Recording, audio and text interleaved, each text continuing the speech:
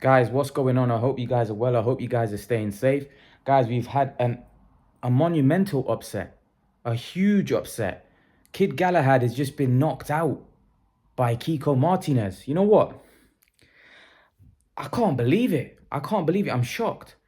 Um, I'm in disbelief right now. That was an unbelievable, un- that was unbelievable what I just saw. I just saw a sparring session almost. I saw a sparring session for the first couple of rounds. It just looked one-way traffic. Kiko Martinez looked shot to bits. You know, he got hurt in the first round. It looked like it was a matter of time. And he was getting dominated. And his face was marked up. He was getting beat up. Then all of a sudden, the round where the first knockdown happened, Kiko was getting into the fight a bit more. And I thought, what's going on here? Galahad looks like he's tiring a little bit. Kiko was applying the pressure. He was landing a few more shots. And boom, right at the end of the round, he got flattened hard. I mean, he dropped hard. When I say dropped hard, I mean like he was dropped hard, right? And that can happen in boxing. But it came against the run of play. Like, even though Kiko was coming into the fight and you could tell that, he was supplying more pressure, I didn't expect him to chin him in a way where, he went down like that. And effectively, the fight was over. Galahad was very lucky because he got saved by the bell. He was saved by the bell, but you could clearly see he was all over the place. And maybe the corner should have pulled him out of the fight, because as soon as the round started again, he got hit with the same punch and he got knocked flat. That was, fair play to Martinez. He's been here a couple of times. He's got, I thought he beat that Barrett the first time. It just came against the run of play, to be honest. The fight was effectively over when Galahad went down in that round.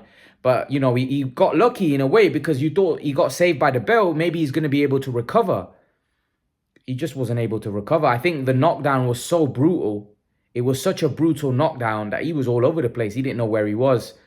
Maybe he could have been pulled out, but I think they probably thought, he obviously must have responded in the corner, but I think his legs, maybe body wasn't there still, and he got knocked out. Because Martinez is a good fighter. Let's not forget, this is a very good fighter in his prime, but he was past it. He's 35. He's old, and he's pulled off a massive upset. That was a monumental upset, a huge upset. I'm shocked, especially the way the fight was going. It was almost like a sparring session. It was that bad. It just looked like it was one-way traffic, a sparring session, and Galahad was just gonna.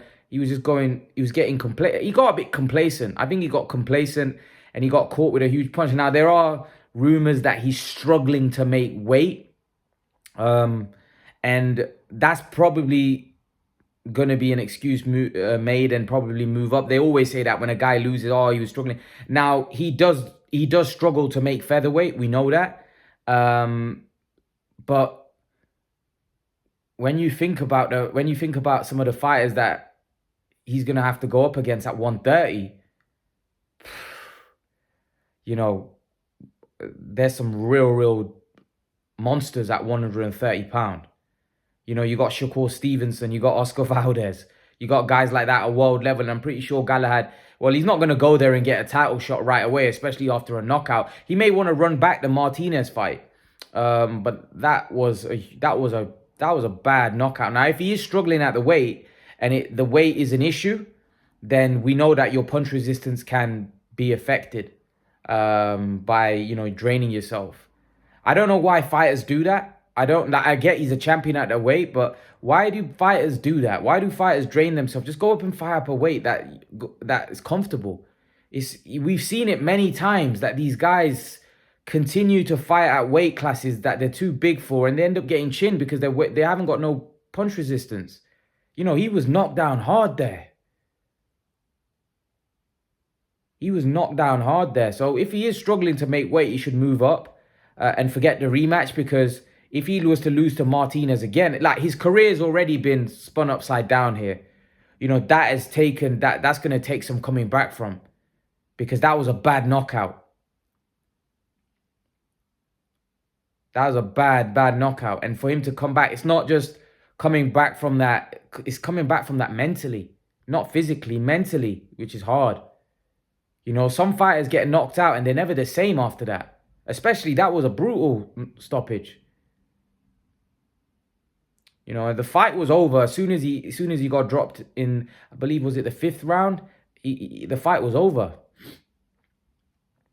And I think it would be more devastating because he was dominating the whole fight. He was dominating it. Martinez looked a shell of himself.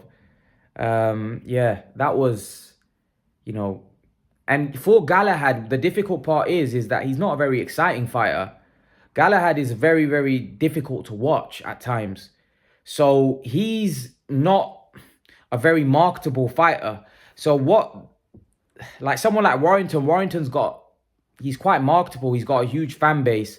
And even without a title, he can sell fights. The problem is with Galahad isn't as marketable. And the world title is what they were using as marketing him. He's a world champion, this, that, and the other. But now he's not even a world champion. So if he does decide to move up to 130, is he going to be able to get the fights? Is he going to be able to, get what he wants? I'm not sure. So that's the problem for Galahad now, that, it's going to be difficult for him. And at those weight classes at 130, like, let's be real, Shakur Stevenson is a beast. Oscar Valdez is a beast. You've got guys like Miguel Berchelt. Yeah. It's going to be difficult for him. And also on that performance, you'd have to say, I know styles make fights, but guys like Navarrete, Gary Russell, they all beat Galahad. So I don't know where Galahad goes from here. I'd like to think he moves up to 130. If he's struggling at the weight, he shouldn't be fighting at that weight, because that'll happen again. Remember, Kiko Martinez isn't the best fighter at that weight, so I think he needs to move up.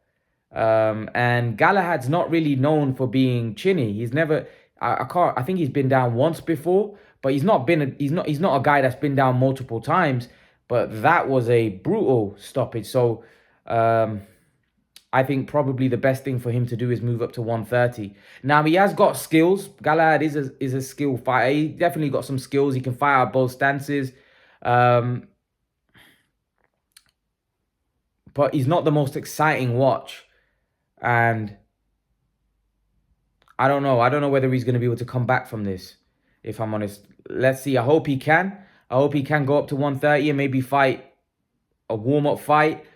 Maybe need a couple warm-up fights, and then maybe jump into someone against that's fringe world level. And then maybe push on to see if he can fight for a world title at 130. But you know what? He's fulfilled a dream.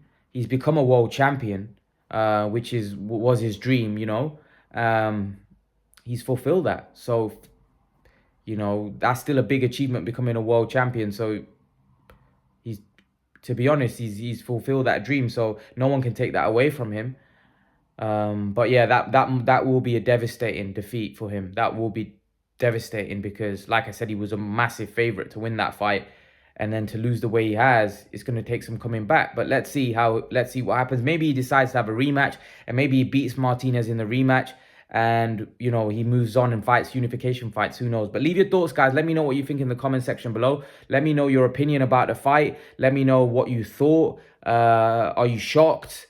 What you made of it? I'd love to know your opinion, guys. And guys, remember to please like, share, subscribe to my channel. I'll see you guys in the next video. Peace.